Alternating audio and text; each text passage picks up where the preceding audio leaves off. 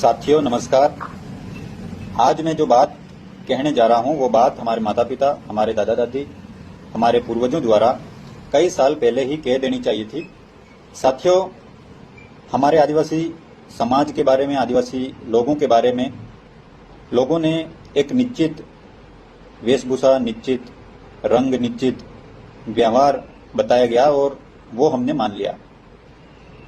फिल्मों में आदिवासी किरदार निभाते हुए आंखों पे, मुंह पे कालिक पोत कर फिल्मी हीरो हीरोइन के अगल बगल, आगे पीछे, बाजू में सर्कस के बंदरों की तरह नाचता हुआ आदिवासी समुदाय को प्रदर्शित किया गया, हमने वो मान लिया।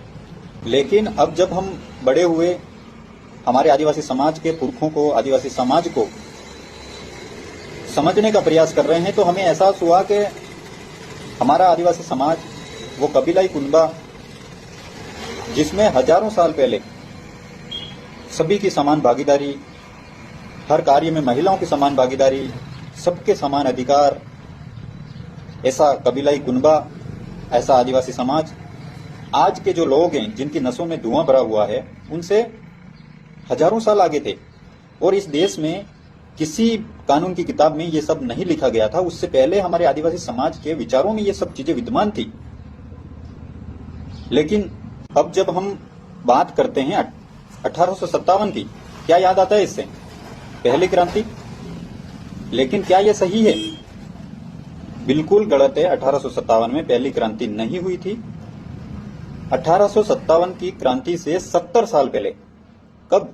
70 साल पहले 1785 में तिलका मांझी, आदिवासी योद्धा जिन्होंने अंग्रेजी हुकूमत को दांतों तले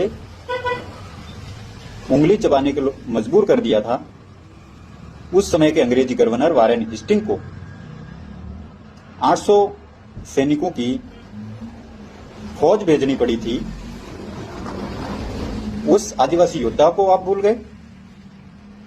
और उसके बाद आता है 1855, यानी कि 1857 की क्रांति से 2 साल पहले 1855 में सिद्धू मुर्मू और कान्हू मुर्मू,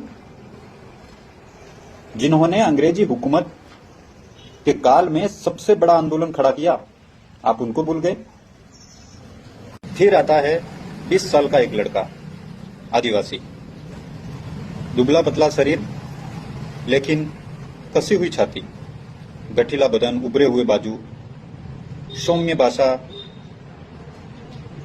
दया भाव और अपनी कोमलता पूर्ण व्यवहार से लोगों के दिलों में इस तरीके से बसे के लोगों ने उनको धरती आबा के नाम से पुकारना शुरू कर दिया। धरती आबा मतलब धरती का पिता।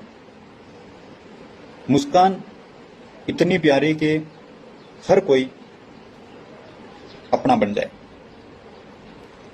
एक छोटी सी उम्र में उन्होंने ऐसा शंखनाद किया अंग्रेजों के खिलाफ, ऐसा उलगुलान किया कि अंग्रेज उनको जंगल में ढूंढने जाने से डरने लगे। आखिरकार परेशान होकर बिरसा के ऊपर उन्होंने इनाम की घोषणा करी। अगर आप बिरसा के साथी थे तो आपकी मौत फिक्स थी।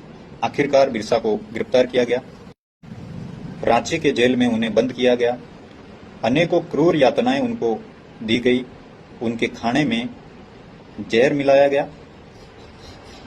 आखिरकार वो एक अल्प आयु में वो सब कर गए जल जंगल जमीन की रक्षा हेतु, जो आज तक इस मातृभूमि की रक्षा हेतु आज तक कोई नहीं कर पाया।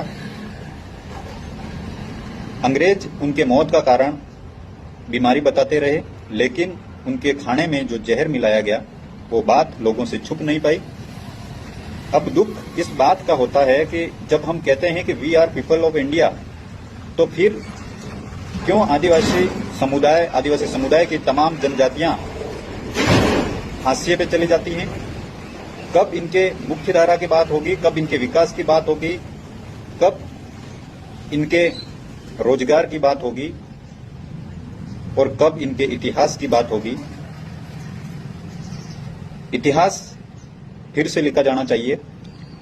इतिहास आदिवासियों का इतना बड़ा था कि लिखने वालों के हाथ थक जाए और कागज कम पड़ जाए।